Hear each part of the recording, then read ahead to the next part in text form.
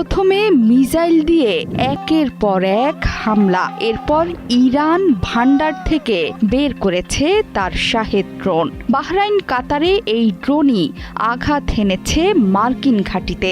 ইরানি missile আর ড্রোনের বহর থেকে ছোড়া বিস্ফোরকে দাউ দাউ করে চলছে পশ্চিমা ঘাঁটি। পুরো মধ্যপ্রাচ্যে সবচেয়ে বেশি বিপর্যয় দেখছে ইসরায়েল, কাতার আর বাহরাইন।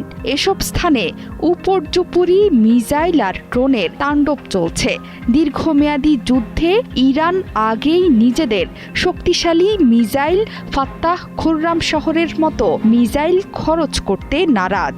এর বাইরে ইরান চাইছে নিজেদের শক্তিশালী ড্রোনের বহর পাঠিয়ে ইসরায়েলকে উচিত শিক্ষা দিতে, যা এর মধ্যে করে ফেলেছে তেহরান। মনে করা হচ্ছে মধ্যপ্রাচ্যে মার্কিন ঘাঁটি থেকে শুরু করে ইসরায়েলে আঘাত হেনেছে শক্তিশালী শাহেদ ড্রোনের বিশাল বহর, আর আমিরাতে প্রাণ গেছে একজনের।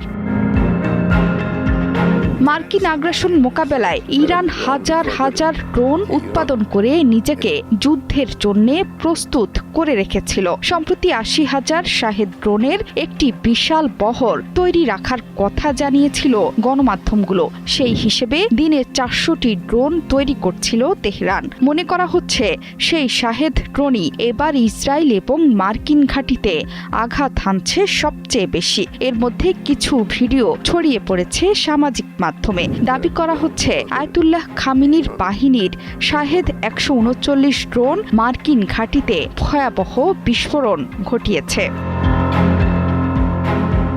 ইরানের বিভিন্ন গণমাধ্যম থেকে জানা গেছে, চিরশত্রু ইসরায়েল এবং ডোনাল্ড ট্রাম্পের বাহিনীর বাড়তি চাপ মোকাবেলায় হাজার হাজার ড্রোন তৈরি করেছে তেহরান। ড্রোনগুলো ইরানের বিভিন্ন স্থানে নিরাপত্তা বাহিনীর হাতেও তুলে দিয়েছিল খামেনির প্রশাসন। এগুলোতে আছে অত্যাধুনিক প্রযুক্তি। তাসনিম নিউজের এক প্রতিবেদনে বলা হয়েছিল, ড্রোনগুলো ইরানের বিভিন্ন স্থানে সরবরাহ করা হয়েছিল, ব্যবহার হয়েছে অত্যাধুনিক প্রযুক্তি।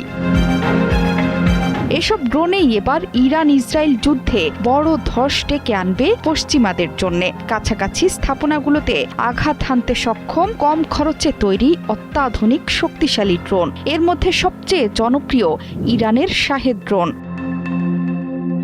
এর মধ্যে কাতারের আল উদেইদ বিমান ঘাঁটি, কুয়েতে আল সালেম বিমান ঘাঁটি, সংযুক্ত আরব আমিরাতে আল দারফা বিমান ঘাঁটি এবং বাহরাইনে যুক্তরাষ্ট্রের নৌবাহিনীর ৫ম ফ্লিটে হামলা চালিয়েছে ইরান। জোহরা চৌধুরী সেতু, ৭১।